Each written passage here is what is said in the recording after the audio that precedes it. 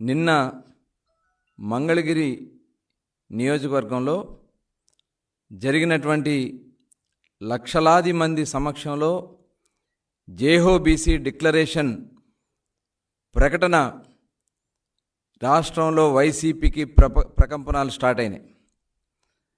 Declaration దాదాపు మేము ఈ ప్రభుత్వం వచ్చిన తర్వాత బలహీన వర్గాలపైన జరిగినటువంటి దాడులు, బలహీన వర్గాలపైన జరిగినటువంటి అఘాయిత్యాలు, బలహీన వర్గాలని అణిచివేతకి అక్రమ కేసులు, హత్యలు, దాదాపు 300 మందిని అతి దారుణంగా కిరాతకంగా హత్యలు చేసినటువంటి వైసీపీ ప్రభుత్వం పైన బీసీ విభాగం ఆధ్వర్యంలో తెలుగుదేశం పార్టీ చంద్రబాబు నాయుడు గారి ఆదేశాల మేరకు రాష్ట్ర వ్యాప్తంగా కూడా దాదాపు 54 సాధికార కమిటీలు ఏర్పాటు చేసుకుని, అదేవిధంగా దాదాపు గ్రామ స్థాయి వరకు కూడా బీసీ విభాగాన్ని ఏర్పాటు చేసుకుని వాళ్ళని చైతన్యం పరుస్తూ వాళ్ళకి అండగా నిలబడింది తెలుగుదేశం పార్టీ.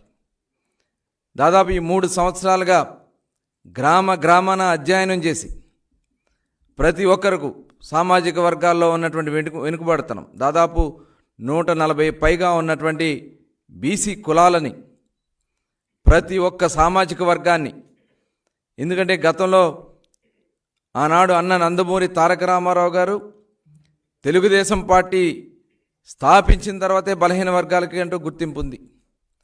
ఆ రోజున స్థానిక సంస్థలో రిజర్వేషన్లు పెట్టినా, ఆనాడు పక్కా గృహ నిర్మాణం చేసిన అనేక సంక్షేమ కార్యక్రమాలు, గురుకుల పాఠశాలలు కానీ, కార్పొరేషన్లు కానీ, ఫెడరేషన్లు కానీ ఏర్పాటు చేయటం వల్ల అటు చట్టసభల్లో కూడా ప్రాధాన్యత వచ్చింది.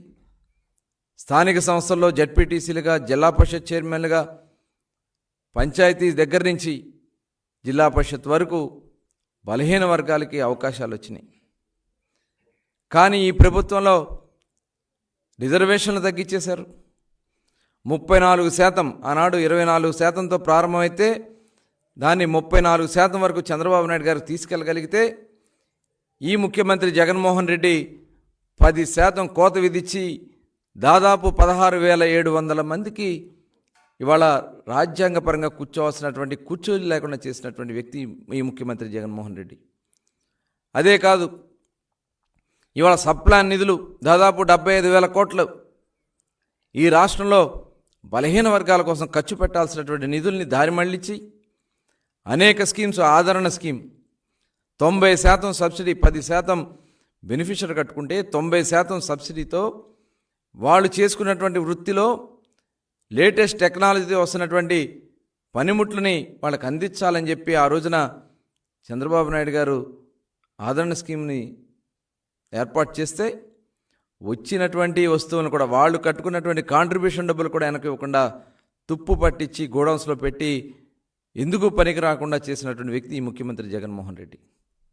దాదాపు 300 మందిని అతి కిరాతకంగా, దారుణంగా హత్యలు చేసి, దానికి తోట చంద్రయ్య గారి దగ్గర నుంచి నందం సుబ్బయ్య గారు, ఒక చేనేత వర్గానికి చెందినటువంటి నందం సుబ్బయ్య ప్రొద్దుటూరు నియోజకవర్గంలో అతి దారుణంగా హత్య చేశారు.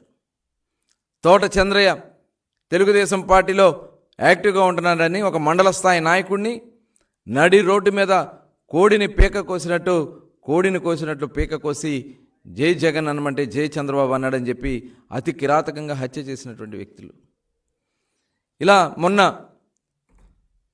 రేపల్లెలో అమర్నాథ్ గౌడ్ అనే 15 సంవత్సరాల బిడ్డ అక్క నేడిపిస్తున్నారని చెప్పి మాట్లాడాడని చెప్పి, ఇంట్లో చెప్పాడని చెప్పి, తెల్లవారుజామున ట్యూషన్కి వెళ్తా ఉంటే రోడ్డు మీద ఆపేసి పక్కకి లాక్కెళ్ళి గడ్డిమావ చాటున తను చదువుకుంటున్నటువంటి పుస్తకాలతోనే నోట్లో కుక్కి కాళ్ళు చేతులు కట్టేసి పెట్రోల్ పోసి తగలబెట్టడం, ఇవన్నీ బలహీన వర్గాలు మర్చిపోలే.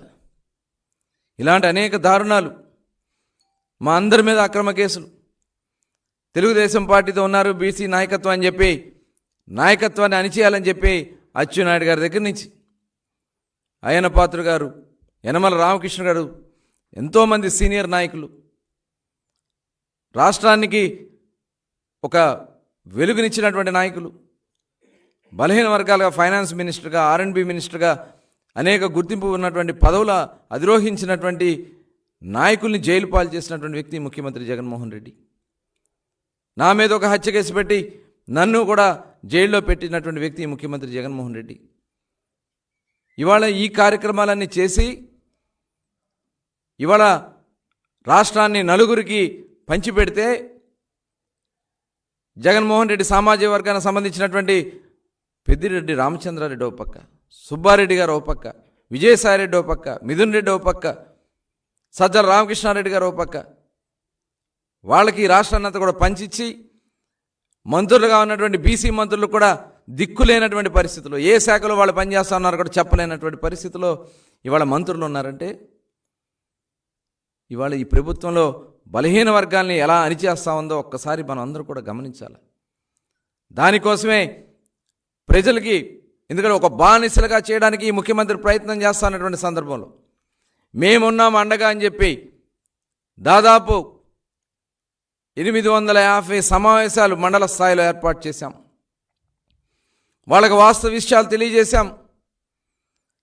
జిల్లా స్థాయిలో, నియోజకవర్గ స్థాయిలో, గ్రామాన చర్చ పెట్టించి మీకు తోడుగా మేమున్నాం, రేపు తెలుగుదేశం ప్రభుత్వం వచ్చిన తర్వాత మీ సామాజిక వర్గాల్లో ఉన్నటువంటి వెనుకబాటుతనం కావాల్సినటువంటి పోగొట్టడానికి కావాల్సినటువంటి కార్యక్రమాలు మీరు చెప్పండి, ఖచ్చితంగా దాన్ని అధ్యయనం చేసి దానికోసమే 54 సాధికార కమిటీలు ఏర్పాటు చేశాం.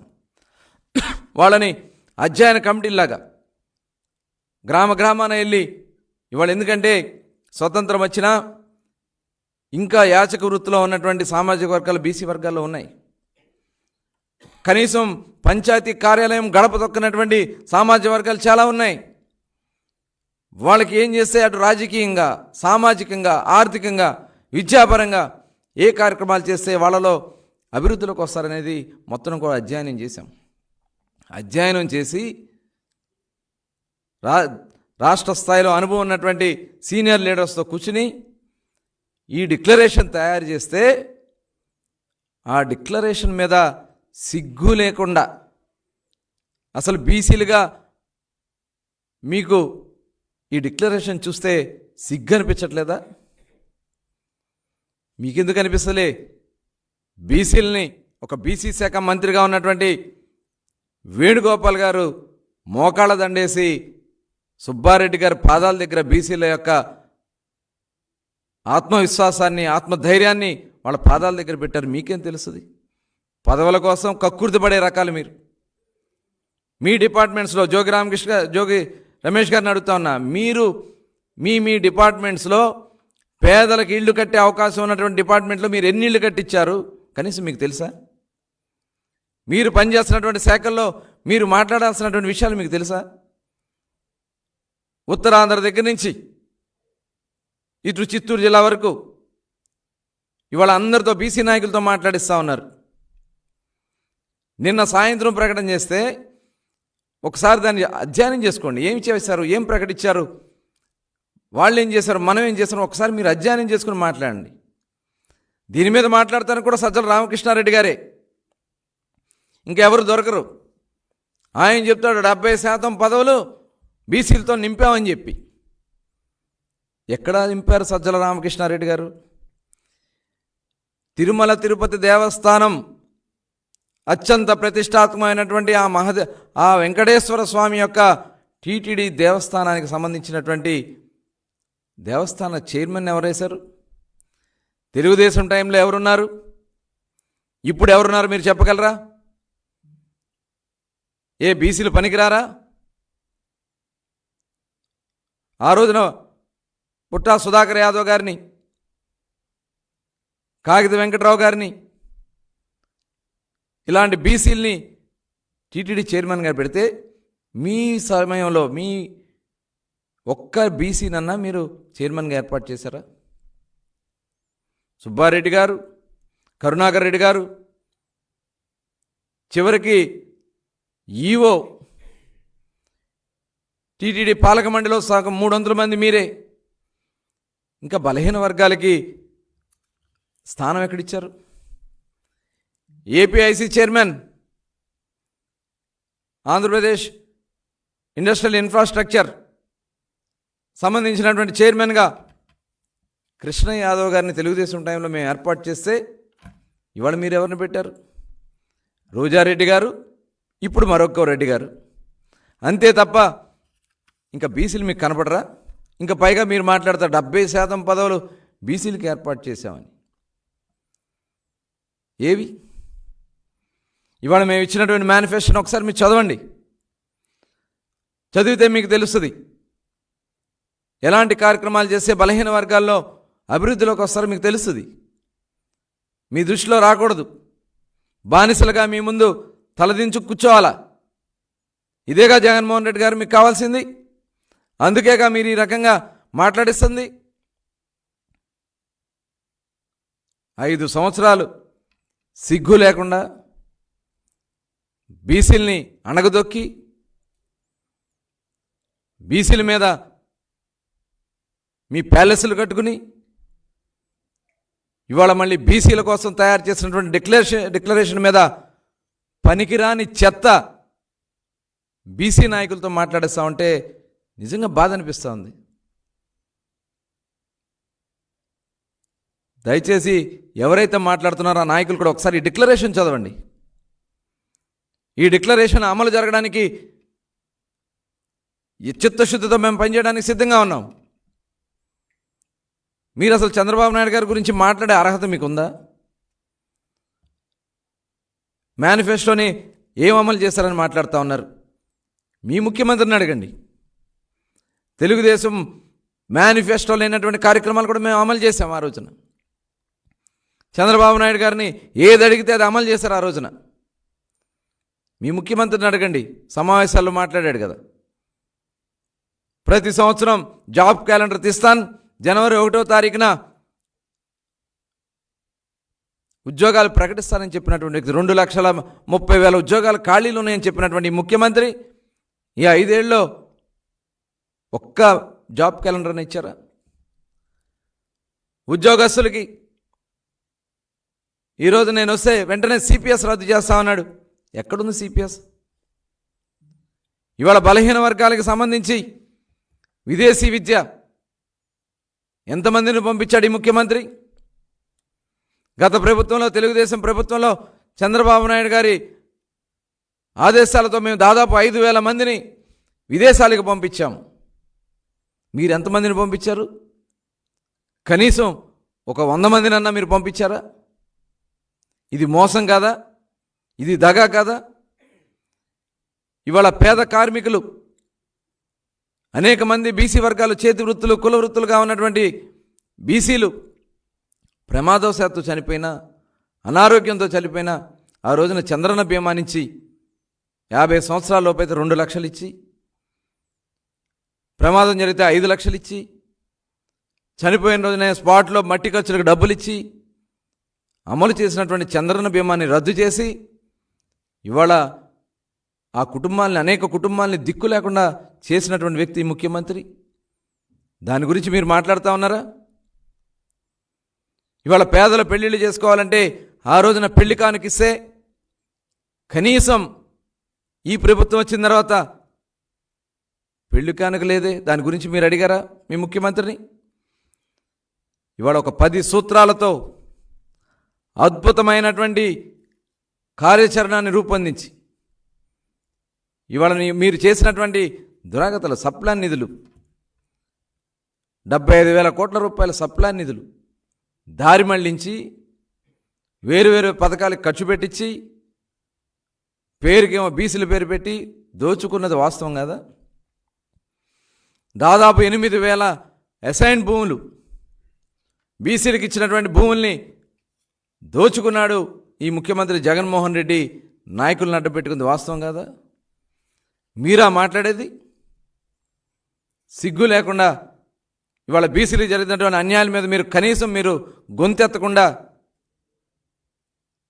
ఇవాళ ఈ మేనిఫెస్టో చూసి, ఏదైతే ఈ డిక్లరేషన్ చూసి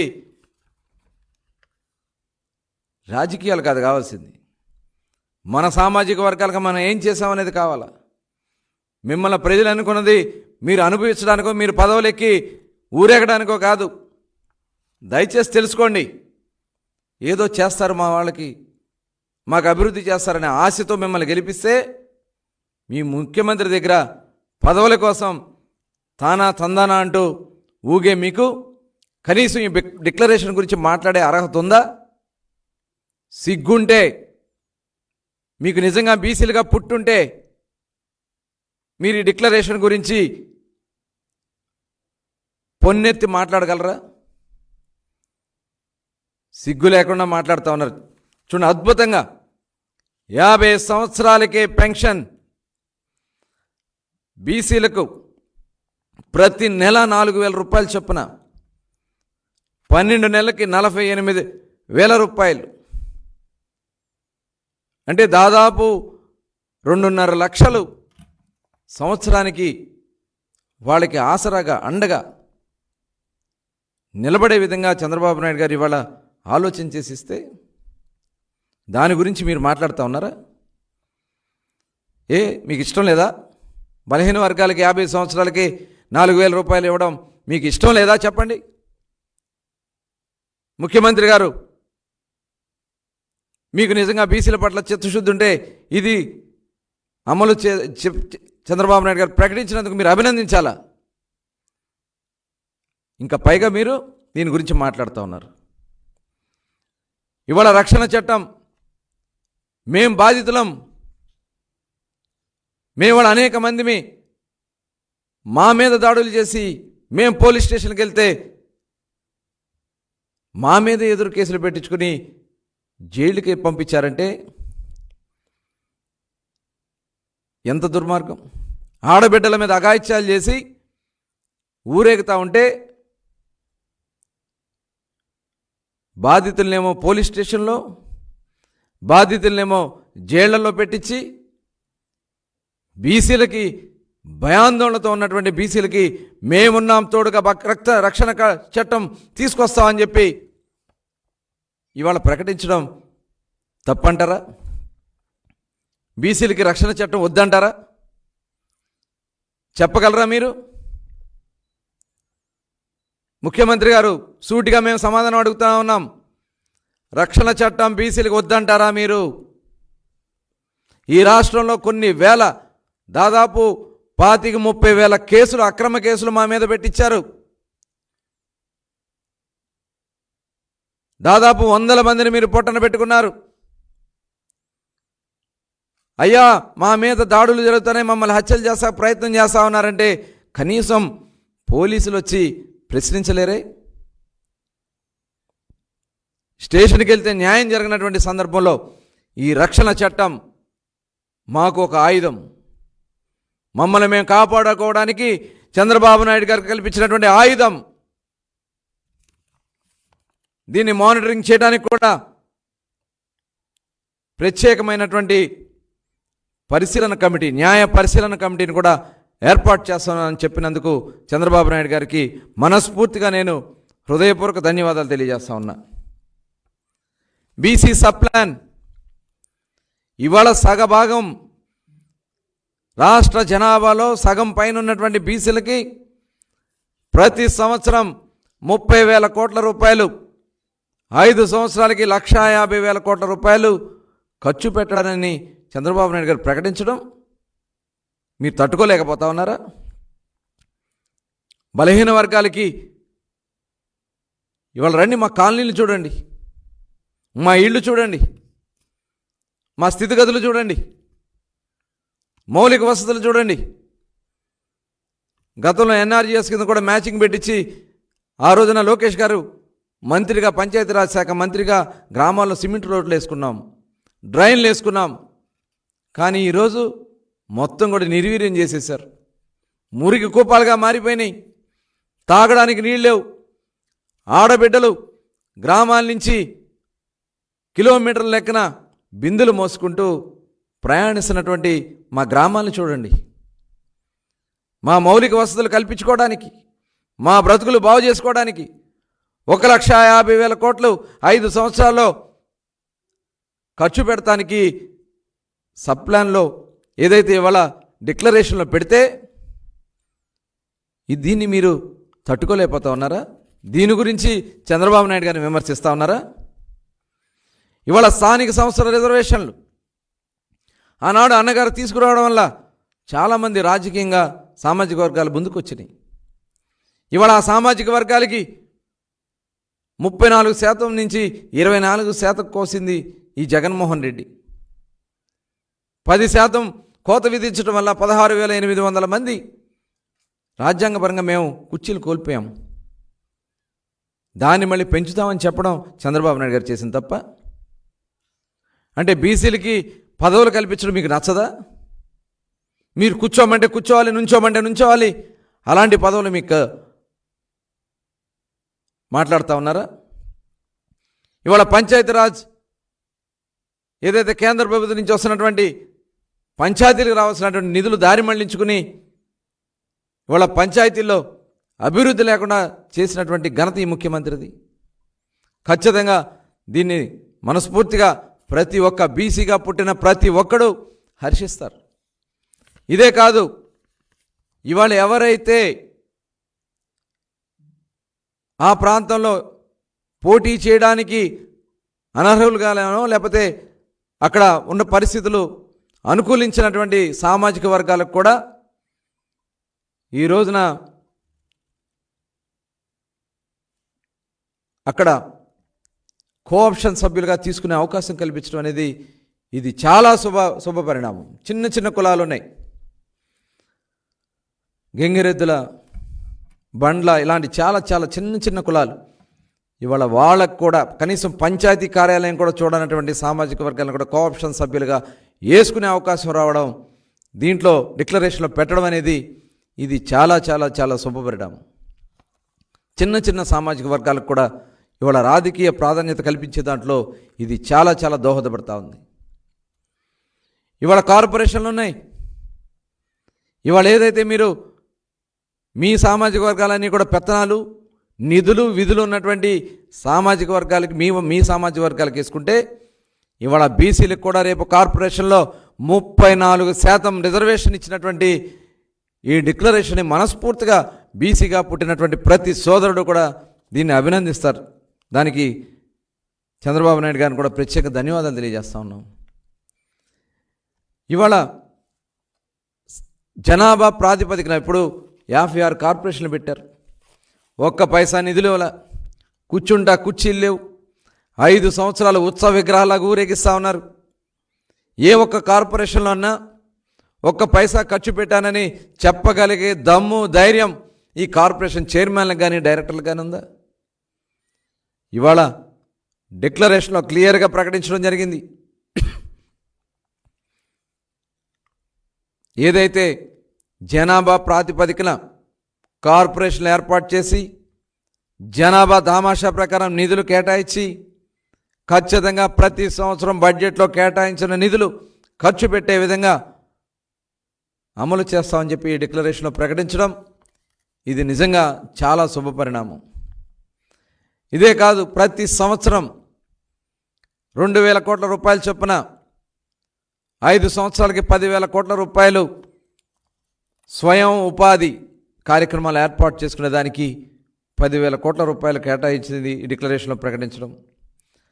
అలాగే ఏదైతే చేతి వృత్తులు, కుల వృత్తులకు సంబంధించి వాళ్ళకి కావాల్సినటువంటి పనిముట్లని ఇవాళ లేటెస్ట్గా వస్తున్నటువంటి టెక్నాలజీకి సంబంధించినటువంటి మెషినరీని తెప్పించి ట్రైనింగ్స్ ఇప్పించి దాని ద్వారా వాళ్ళ స్వయం ఉపాధి పథకాలని అమలు చేసుకునే విధంగా 5,000 కోట్ల రూపాయల ఆదరణ కింద ఈ డిక్లరేషన్లో ప్రకటించడం అనేది కూడా ఒక శుభపరిణామం. దానికి కావాల్సినటువంటి కామన్ వర్క్ షెడ్స్, ఇవాళ చేనేత కార్మికులు ఉన్నారు, ఇళ్లల్లో పనిచేసుకోవాలంటే ఇబ్బందిగా ఉంది.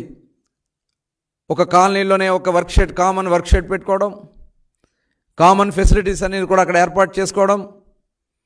ఎందుకంటే ఇవాళ టెక్నాలజీ పెరిగిన దాంట్లో చాలా దేశాల్లో కానీ చాలా ప్రాంతాల్లో కానీ ఒకే క్లస్టర్ కింద అన్నీ కూడా ఉండి వాళ్ళకి కావాల్సినటువంటి ఐటమ్స్ అన్నీ కూడా ఒక దగ్గరే జరిగే విధంగా common work sheds, common facility సెంటర్స్ని ప్రతి నియోజకవర్గంలో కూడా ఏర్పాటు చేయడానికి అక్కడ ఉన్నటువంటి చేతి వృత్తులు, కుల వృత్తుల కోసం ఏర్పాటు చేసే కార్యక్రమాన్ని కూడా మరి దీంట్లో డిక్లరేషన్లో పెట్టడం అనేది కూడా ఇది చాలా శుభపరిణామం.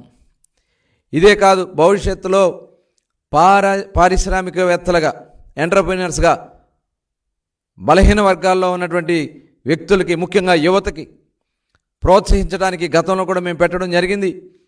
కానీ ఇప్పుడు ప్రత్యేకంగా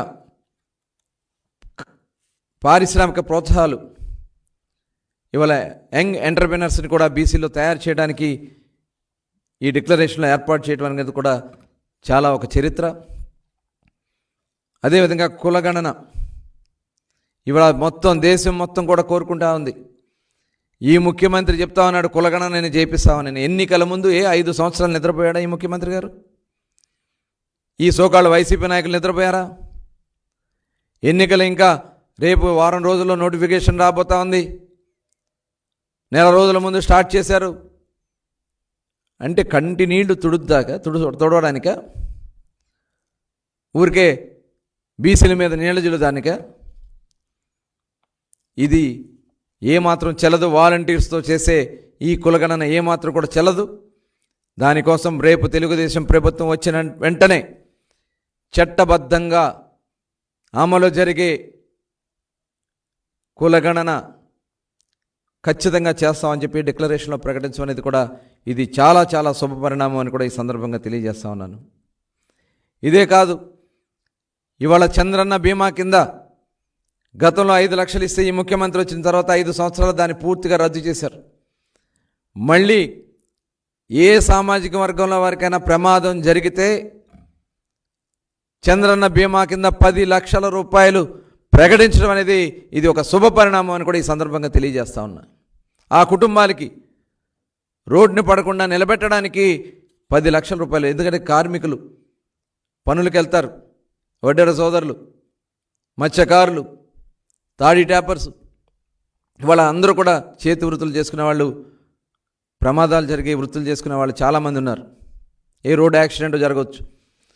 వాళ్ళకి, ఆ కుటుంబాలకి ఒక ధైర్యం, ఆత్మస్థైర్యం, భరోసా ఇచ్చే విధంగా ఈ 10 లక్షల రూపాయల చంద్రన్న బీమాని ఈ డిక్లరేషన్లో ప్రకటించడం చాలా శుభపరిణామని కూడా తెలియజేస్తా ఉన్నాను. అదే కాదు, పేద బలహీన వర్గాలు పెళ్ళిళ్ళు చేసుకుంటే 1,00,000 రూపాయలు పెళ్లి కానుక కింద ఇవ్వడం కూడా ఇది కూడా చాలా శుభపరిణామం అని చెప్పి తెలియజేస్తా ఉన్నాను. అలాగే శాశ్వత కుల ధృవీకరణ పత్రాలు, క్యాస్ట్ సర్టిఫికేట్స్, 3 నెలలకు ఒకసారి వెళ్ళి మన క్యాస్ట్ సర్టిఫికేట్లు తెచ్చుకోవాలి. నేను ఈ కులం వాడిని ఎప్పటికప్పుడు మేము గుర్తు చేసుకునే విధంగా తయారవుతూ ఉంది. ఒక కులంలో పుట్టినవాడు తను చనిపోయే వరకు అదే కులంలో ఉంటాడు కాబట్టి ఆ కుల ధృవీకరణ పత్రాన్ని 3 నెలలకు ఒకసారి వెళ్ళి ఎంఆర్ఓ ఆఫీసులు చుట్టూతున్నాం, నాయకులు చుట్టూతున్నాం, అధికారులు చుట్టూతున్నాం తిరిగే పరిస్థితి లేకుండా శాశ్వత కుల ధృవీకరణ పత్రాలని ఇస్తామని చెప్పి డిక్లరేషన్లో పెట్టడం కూడా ఇది శుభపరిణామం అని చెప్పి తెలియజేస్తా ఉన్నా. విద్యా పథకాలు ఇవాళ చాలా, ఆనాడు అన్న నందమూరి తారక రామారావు గారు గురుకుల పాఠశాలలు ఏర్పాటు చేస్తే చంద్రబాబు నాయుడు గారు 175 నియోజకవర్గాల్లో రెసిడెన్షియల్ స్కూల్స్ని ఏర్పాటు చేస్తే ఆ రోజున కొన్ని వందల ఇంజనీరింగ్ కాలేజీలు ఏర్పాటు చేయడం వల్ల, ఫీజు రియంబర్స్మెంట్ ఏర్పాటు చేయడం వల్ల కొన్ని లక్షల మంది ఇవాళ బీసీల్లో కూడా కొంత ఉన్నతమైనటువంటి స్థానాలకి రావడం జరిగింది. ఇవాళ మళ్ళీ అవన్నీ కూడా దిగజార్చే విధంగా హాస్టల్స్ అన్నీ నిర్వీర్యం అయిపోయినాయి, రెసిడెన్షియల్ స్కూల్స్ నిర్వీర్యం అయిపోయినాయి. ఇవాళ ప్రతి రెసిడెన్షియల్ స్కూల్స్ కూడా జూనియర్ కాలేజ్ వరకు అప్గ్రేడ్ చేస్తానని చెప్పినందుకు ఈ డిక్లరేషన్లో మనస్ఫూర్తిగా ధన్యవాదాలు తెలియజేస్తా ఉన్నాము. అదేవిధంగా షరతులు లేకుండా విదేశీ విద్య, ఎందుకంటే ఇది చాలా చాలా ఇంపార్టెంట్ అయినటువంటి విషయం. ఒక వ్యక్తి విదేశాలకు వెళ్ళి చదువుకుని అతను సెటిల్ అయితే గ్రామ స్వరూపాలే మారిపోయినాయి. దానికి ఉదాహరణలు చాలా మేము చూసాం. దానికోసమే బలహీన వర్గాల నుంచి కూడా ఒక వ్యక్తి వెళ్తే అతనితో పాటు 10 మంది ఆ గ్రామంలో వెళ్తే ఆ గ్రామ స్వరూపాలే మారుతాయి అనే ఉద్దేశంతో చంద్రబాబు నాయుడు గారు ఆ రోజున ఫీజు రియంబర్స్మెంట్ పెడితే ఈ ముఖ్యమంత్రి రద్దు చేశారు. మళ్ళీ దాన్ని పునరుద్ధరిస్తామని చెప్పినందుకు మరొకసారి ధన్యవాదాలు తెలియజేస్తా ఉన్నాం. అలాగే స్టడీ సర్కిల్స్ మూతబెట్టారు, స్టడీ సర్కిల్స్ ఆక్రమించుకున్నారు. ఇవాళ మళ్ళీ కాంపిటేటివ్ ఎగ్జామ్స్ కోసం పేదవాళ్ళు వెళ్ళి చదువుకోలేరు, ఫీజులు కట్టి దూర ప్రాంతాలకు వెళ్ళి ఉండలేరు. వాళ్ళకి మళ్ళీ స్టడీ సర్కిల్స్, అదేవిధంగా ఐఏఎస్ ఆఫీసర్లుగా, ఐపీఎస్ ఆఫీసర్లుగా కోచింగ్ సెంటర్కి వెళ్ళి కోచింగ్ తీసుకునే విధంగా ఇవాళ మళ్ళీ విద్యోన్నతి స్కీమ్ కింద వారందరికీ కూడా మరి ప్రభుత్వమే ఉచితంగా వాళ్ళని చదివిస్తానని చెప్తున్నందుకు, ట్రైనింగ్ ఇస్తాక చెప్తున్నందుకు ప్రత్యేకంగా ధన్యవాదాలు. అతి ముఖ్యమైనది బీసీ భవనాలు. ఆనాడు చంద్రబాబు నాయుడు గారు 5 ఎకరాల్లో 5 కోట్లతో ప్రతి జిల్లా కేంద్రంలో ఆ రోజున బీసీ భవనాలకి శంకుస్థాపన చేసి ప్రారంభించుకోవడం జరిగింది. కానీ ఈ ప్రభుత్వం అవన్నీ కూడా నిలుపుదల చేసి ఆక్రమించుకుని వేరే వాళ్ళకి కేటాయించి ఇవాళ బీసీలకి ఒక భవనం ఉంటే అందరూ కలిసి అక్కడ సమైక్యంగా సమావేశాలు పెట్టుకుంటే వాళ్ళలో ఐక్యత వస్తుందనే ఒక దుర్బుద్ధితో ఇవాళ బీసీ భవనాలు మొత్తం కూడా సర్వనాశనం చేశారు. మరి ఆ భవనాలని కమ్యూనిటీ హాల్ మండల స్థాయి నుంచి నియోజకవర్గ స్థాయి వరకు, నియోజకవర్గం నుంచి జిల్లా స్థాయి వరకు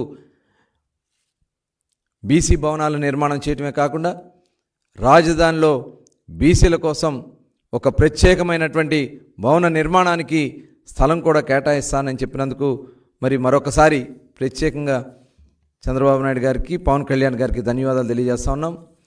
ఇవే కాకుండా సామాజిక వర్గాల వారీగా వాళ్ళకున్నటువంటి ఇండివిజువల్గా ఇప్పుడు రజక సోదరులకు సంబంధించి నాయి బ్రాహ్మణ సోదరులు, చేనేత కార్మికులు, మత్స్యకారులు, యాదవ సోదరులు, అదేవిధంగా గీత కార్మికులు, ఇలా అన్ని సామాజిక వర్గాలకు సంబంధించి ఇవాళ దాదాపు 64 సామాజిక వర్గాలకి, ఎంబీసీలు, మోస్ట్ బ్యాక్వర్డ్ కమ్యూనిటీస్కి కూడా ఆ రోజున మేము కార్పొరేషన్ ఏర్పాటు చేసాం. బ్యాంకుతో సంబంధం లేకుండా నిధులు ఇచ్చాం. ఇవాళ ఆ మోస్ట్ బ్యాక్వర్డ్ కమ్యూనిటీస్కి కూడా ఒక దిశ నిర్దేశించే విధంగా ఈ డిక్లరేషన్ ఏర్పాటు చేసుకోవడం ఇది శుభ పరిణామం. దానికి మనస్ఫూర్తిగా ఇంత చక్కటి డిక్లరేషన్ తయారు చేసుకోవడంలో భాగస్వాములైనటువంటి అందరికి కూడా, బీసీ సోదరులందరికీ, అదేవిధంగా ఇంత చక్కటి డిక్లరేషన్ని అందించినటువంటి చంద్రబాబు నాయుడు గారికి, పవన్ కళ్యాణ్ గారికి కూడా ప్రత్యేకంగా ధన్యవాదాలు తెలియజేస్తా ఉన్నా. ప్రతి ఒక్క వైసీపీ నాయకుడికి చెప్తా ఉన్నా, ఈ డిక్లరేషన్ గురించి ఒక్క మాట మీరు మాట్లాడినా బలహీన వర్గాలకి ద్రోహం చేసినట్లే. బలహీన వర్గాల్ని నిర్వీర్యం చేయడానికి జగన్మోహన్ రెడ్డికి మీరు తోడుగా ఉన్నట్లే. వైసీపీలో ఉన్నటువంటి ప్రతి బీసీ సోదరుడికి చెప్తా ఉన్నా, ఈ డిక్లరేషన్ని ఇంత అద్భుతంగా ఇచ్చినటువంటి చంద్రబాబు నాయుడు గారిని కానీ, పవన్ కళ్యాణ్ గారిని కానీ, తెలుగుదేశం పార్టీని కానీ, జనసేన పార్టీని కానీ విమర్శించే నైతిక హక్కు, విలువలు మీకు లేవు. మీ ముఖ్యమంత్రి కనీసం మీకు అపాయింట్మెంట్ కూడా ఇవ్వట్లేదని చెప్పి సాక్షాత్తు మీ మంత్రులే బయటకు వస్తూ ఉన్నారు. నిన్ననే గుమ్మనూరు జయరాం మంత్రిగా, నిన్న ఉదయం వరకు కూడా మంత్రే, నిన్న ఉదయం రాజీనామా పంపిస్తే ఆమోదించకపోయినా సాయంత్రానికి వచ్చి తెలుగుదేశం పార్టీ కండువా కప్పుకున్నారు. మొన్ననే మీ మాజీ మంత్రి, ప్రస్తుత శాసనసభ్యుడు కొలుసు పార్థసారథి ఒక బీసీ నాయకుడిగా, మంత్రిగా పనిచేసినటువంటి ఒక బీసీ నాయకుడిగా ఉన్నటువంటి కొలుసు పార్థసారథి యాదవ్ గారు కూడా మొన్ననే ఈ ముఖ్యమంత్రి కనీసం అపాయింట్మెంట్ కూడా ఇవ్వకుండా అవమానపరిచారనే, బీసీలకి వైసీపీలో న్యాయం జరగదని చెప్పి ఆయన కూడా బయటకు వచ్చి తెలుగుదేశం పార్టీ కండువా కప్పుకోవడం, బీసీల కోసం రాష్ట్రం అంతా కూడా తిప్పించి, రాష్ట్రంలో బీసీల్లో ఒక అనుమానాలు సృష్టించి ఏదో చేస్తాడని చెప్పి భావించినటువంటి మీ బీసీ, వైసీపీకి సంబంధించినటువంటి బీసీ విభాగ అధ్యక్షుడు జంగా కృష్ణమూర్తి గారు మీ ఎన్నికల్లో 2019 ఎన్నికలకు ముందు రాష్ట్రం అంతా ఉన్నటువంటి బీసీల్లో అనుమానాలు సృష్టించి ఏదో జగన్మోహన్ రెడ్డి చేస్తాడని చెప్పి భావించి దగాబడ్డ బీసీ బిడ్డలం అని చెప్పి ఆయన కూడా మొన్న పత్రికా సమావేశం పెట్టి బయటకు వచ్చేసే పరిస్థితిలో బయటకు వచ్చేసారంటే ఇవాళ రేపు మిమ్మల్ని బూట్ కాల్ పెట్టి తన్ని ఇంట్లోంచి తరిమేస్తాడు. దయచేసి గుర్తుపెట్టుకోండి.